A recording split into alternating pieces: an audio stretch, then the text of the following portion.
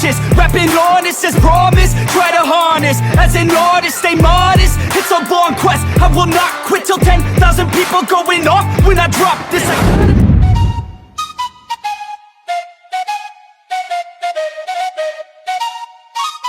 Let's go. I got big dreams, I'ma do big things. Yeah, you see me on the big screen looking so clean. I don't move slow, I move fast, right past anybody taking life for granted, yeah, that's too bad. Finally, nakarating na tayo ng bonggang-bongga. Nasaan na ba tayo mga kapatid? Siyempre, simple lang ang sasabihin ko. Nandito tayo sa may istansya. Istansya ano to pare ko? De Lorenzo. De Lorenzo. Siyempre hindi tayo nag-iisa. Kasama natin si paring iVlog, Kuya Bok. Yay, geng geng. Siyempre kasama natin si Kuya Ricky. Raji Vlog. Ano ba ang ganap natin ngayong araw na to? Ay ako hindi ko alam. Pagkakalam ko kasi magtutur tayo. Ayun na nga, sabi nga ng mga kaibigan natin from Excellence is in-invite tayo para itour tayo ng bonggang-bongga dito sa may istansya De Lorenzo. Alam mo sa tour na yan, may kinakatakutan ako pre. Oo. Yung maglalakad ng napakahaba eh. Ito na naman. Huwag naman maulit yung bagyo natin, ha? Diyos ko. Siyempre, may kasama rin tayo ng bonggang-bongga. Hindi lang Team Pausbong. No. Kasama natin ng buong Manok Industry Vlogger. Siyempre. Yo! Yeah. Introduce. Pakilala ko isa-isa sila mga kapatid. Yan. Yan. Alakdan TV. Ayun oh, paring Enchong Vlog oh. Shoutout para sa Crisking Crispy Sisig. Tulog ka na. Bakit kayo hindi pa kami nakakain? BTV. Ayun, Ang mic mo pre ah. Okay. Team Pausbong, galing. Salamat. At syempre, pinaka-lodi natin at loading sa lahat ng lodi. Presenting! Presenting, isa sa mga kaibigan natin from Presenting! malayong lugar. Presenting from Surigao. Melfi, katuka pare. Oh, Gerald Anderson po.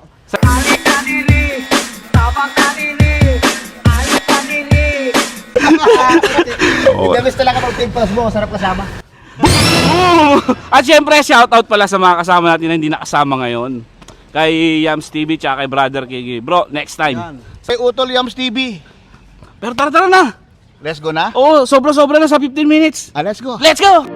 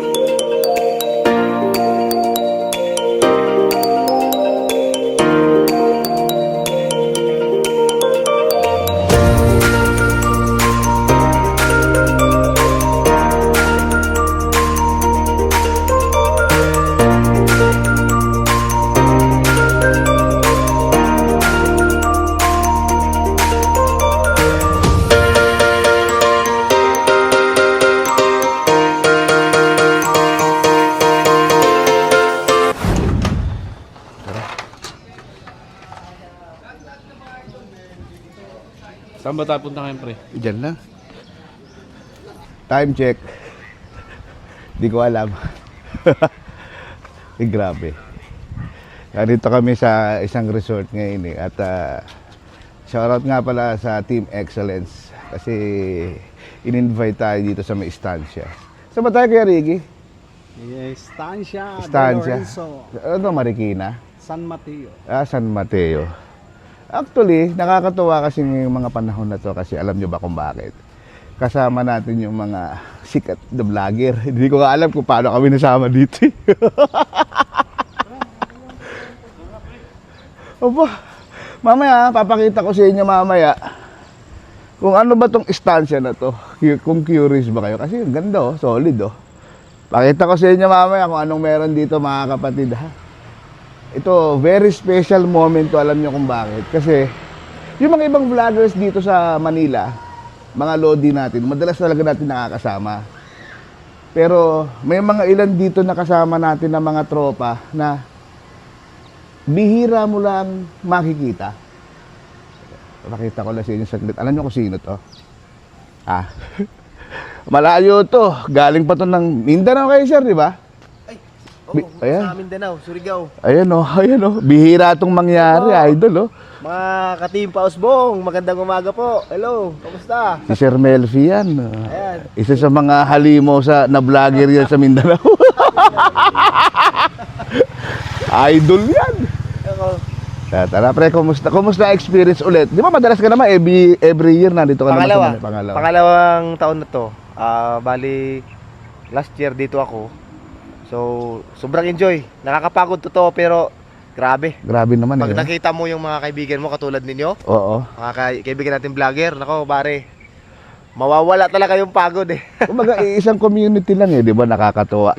At least totoo yun. lalo ngayon, magsasama-sama tayo ng isang araw. Ay, Totoo yun. saya. Kasi kami mga vlogger po, kung madalas kami napapanood sa TV or sa YouTube, sa Facebook, ang hirap namin pag isa-isahin eh. Malabo. Totoo. Sa schedule, sa lugar, di ba, sir? Oo, Tara, ang sir. hirap. Ang hirap. At ngayon, chicha muna kami, agaan muna kami para masaya.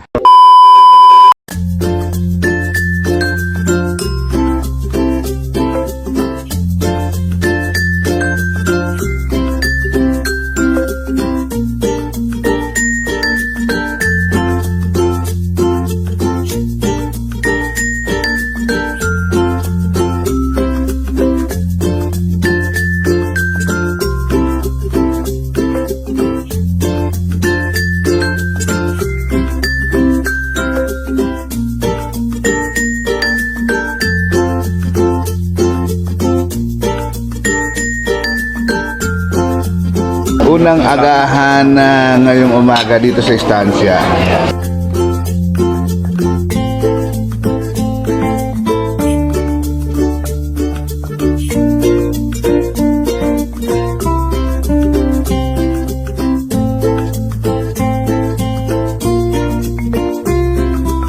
Anong palang name niyo, sir? Good morning po. Yes, sir. I'm Dan. I'm the marketing supervisor of Estancia de Lorenzo. I'll be touring you around. I'll be explaining some of the things, some of the history of Estancia de Lorenzo, and of course, tour you around our wonderful villas, our events venue, our restaurants here at Estancia de Lorenzo. Grabe. Simula na yung ating tour dito sa Estancia de Lorenzo. Oh, tama ba? Tama ba? Oh, yo. Kaya kasama natin si Sir. Siya ang magtutur sa atin, Sir. Good Hi, morning. good morning. Gonna start our tour. Of course, once again, good morning from Estancia de Lorenzo. As you can see po here, in the left, ipan po natin ang ating mga cameras. Of course, inspired by Filipino weaving. As you can see, meron po tayong mga sawali and meron po tayong manifestation din ng mga unwoven basket type of architecture. This has won several awards, such as the award in Berlin by Architizer, of course. Thank you to our most creative architecture team, the ST Builders. Okay, and dito po sa ating left, makikita po natin ang ating couple villa. So this is called the Pione Villa. It has the overview look of the Sierra Madre mountain range. So kapag po pumasok po kayo, makikita nyo po dyan yung Sierra Madre mountain range na napakahaba at napakaganda, and of course our infinity pool. Okay, so if you can see here on our right, this is called the Grand Villa or the Sampaguita Villa. Pwede po ito mag-consist from 20 to 30 packs depending on your number. And it has several rooms inside. This is our biggest villa that costs from 50,000 to 60,000. It can vary, of course. Okay, after the Grand Villa, we'll now be proceeding to one of our recreational spaces here at Estancia de Lorenzo, recreational facility, and of course our mini zoo area where we'll be showing you our fantastic crocodile collection. Ayan, so we have crocodiles here at Estancia de Lorenzo. So for later, pag meron po kayong time, of course, you can talk to Sir Ramil, our zookeeper here at Estancia de Lorenzo, for further information kung ano bang mga meron sa ating mga animals and why are they special here at Estancia de Lorenzo. So as you can see, one of our crocodiles head is So, anong tawag sa Ayan po. crocodile na yan? So, That can be clarified sa ating sa ating zookeeper. Ayun, meron pa tayo isang crocodile dyan. So isa din po talaga sa mga wonderful na specialty ni Estancia de Lorenzo is our animals. This is our recreational activity where you can see our ATVs ready, of course, for your vlogging. So currently we are here at our recreational activity area. So in the background are our ATVs, very adventurous, and I have here with me Sir Ryan Morales, our team leader for the recreational activities. Hi, Sir Ryan. Hello, good morning everyone. Okay, Sir Ryan, gaano ba ka-adventurous yung ATV natin? Ayun, so sa ATV natin meron tayong trail, may off-road tayo, so magdadaan tayo sa mga river crossing, and then aakyat din tayo sa mga bundok kung sakaling mag-1 hour tayo. Grabe, Sir Ryan, nakaka-excite naman yan. And of course, I'm sure all our vloggers here are excited. Thank you, Sir Ryan. Thank you. Paano, mga Kamanokski, papasyal Mari, muna tayo, di ba? papuntahin mo dito Kasama si mo natin si Patakboy, paring dito ano, si Alakdan Sofia. Game Farm. Sarap talaga pare minsan yung alam mo yung puro tayo hataw sa pagpa-vlog. And then after that, may istansya na alam mo yun, Sir Pat na lang. nag-invite sa atin para i-showcase mag-relax natin. tayo. Oo, relax. Kaya shoutout sa istansya. Todong pagpapasalamat natin sa excellence sa pagbibigay sa atin na magkaroon tayo ng break. Dahil todo grind tayo pa. Oo pare, kailangan din natin to. Kaya maraming salamat. At kami aalis na. Bye-bye. Babush!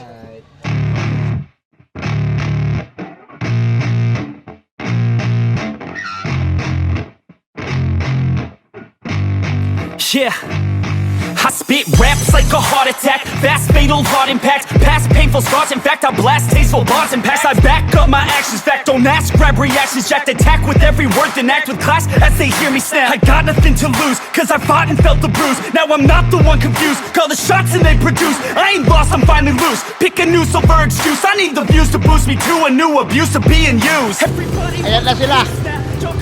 Bakit na kami, oh? Yo! Woo! Grabe. And make a change, don't remember yesterday. If you got something to say, speak your mind before your grave. Cause your life is yours to save. Ain't nobody gonna change, everybody stays the same. So be different, make a name, huh? Yun! Grabe! What an experience! Grabe itong experience namin sa istansya. Ang saya, bonggang-bongga. Woo! And just like a soldier, I keep on moving forward, always getting closer. I'm marching till it's over. And just like a soldier, I keep on moving forward, always getting closer. I'm marching till it's over. And just like a soldier, I keep on moving forward, always getting closer. I'm marching till it's over. It's ridiculous, I'm spitting this meticulous and limitless. While others out there spitting shit got hits up on the charts and shit. I see why other artists quit, cause people don't reward good shit. They love to hate but hate to live. Society, you swing and miss. And honestly, I get it, promise me you won't regret it. Wasting energy, forget it, don't look back, go on and get it. Bite the bullet just a bit, bite your tongue and don't say shit. Make your actions hard to miss, be a legend, not a myth. Yeah. It's obnoxious that I'm conscious, rapping honest as promise. Try to harness, as an artist, stay modest. It's a long quest, I will not quit till 10,000 people going off when I drop this. I gotta make it now, swear to God I'm breaking out. Swear to God I'll take a bow, stand the stage with the crowd. Cause I got it figured out, I'm just honest and I'm loud. Saying modest but I'm proud, no I never had a doubt. Just like Yeah. a soldier, I keep on moving forward, always getting closer. I'm marching till it's over. And just like a soldier, I keep on moving forward, always getting closer. I'm marching till it's over. And just Alam niyo ba kung nasan kami ngayon? Nandito kami sa Lorenzo's. Ito yung napakasarap na food na restaurant dito sa Estancia de Lorenzo. Kaya huwag niyong kakalimutan dumalaw din dito sa Estancia de Lorenzo. Napaka-affordable ng mga villas nila, affordable yung rooms nila. For family talaga at saka isa pa pinakagusto ko dito, pet friendly sila. Estancia de Lorenzo. Search nyo sa Facebook, Estancia de Lorenzo.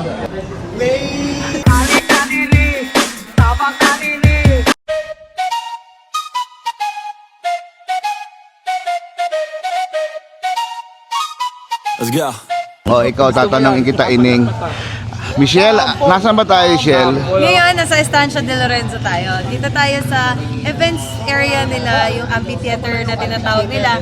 Dito rin nakalagay yung kanilang big tree pag Christmas. So guys, trivia lang. Itong Estancia de Lorenzo talaga, farm to ni Doc ni Doc Ayong Lorenzo. Oo. Yan po si Doc Ayong Lorenzo. Siya po ang may-ari ng Excellence. Oo, siya may-ari ng Excellence. So, dinevelop to para ngayon, ano na siya, bakasyonan na siya. Kung Ano gusto- na siya? Farm and resort. Oo, Farm and resort. So, marami ng hayop dito. Ayan, ito po, nag-isa. Kasama na rin po to. Yan po ang kaganapan. Hindi, masaya po dito. Mapayapa po dito kapag wala kami ng mga vloggers ng Excellence. Pero pag nandito Lalo po pag kami, wala ako, no? ito pag wala. Pag yan. wala ako, tahimik ang mundo. Totoo yun. Hindi, syempre, yung mga gusto natin, yung mga tahimik lang na place. At yung magaganda yung cabin dito, magaganda yung villa dito. Teka, sino to? Sino ba ito? Talikod ka muna, talikod ka muna. Yay! Yes, be sure. Yan. So, dinala tayo ngayon sa isa sa mga events place na dito. Mga chill din, maganda rin naman. Namin kayo sa Senado. Ito, bale. Maluwag din siya. So, sa mga gusto ng simpleng event na hindi naman masyadong matao.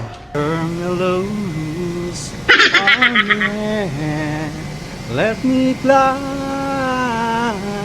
a distance land. Balita ko, dito tayo sa may farmyard, ano ba? Olive Skyline. Olive Skyline. Ang ganda dito, alam mo kapatid, alam mo kung bakit, Kuya Ricky. Eh, tignan mo naman yung kapaligiran natin. Parang malapit tayo sa O yan, no? Kalikasan, no?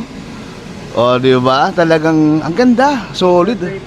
Talagang, especially ito, may papakita ko sa inyo. Isa ito for sure sa mga maraming kumukuha. Ito, Instagrammable to, kapatid, tignan mo. Di ba? Social na social.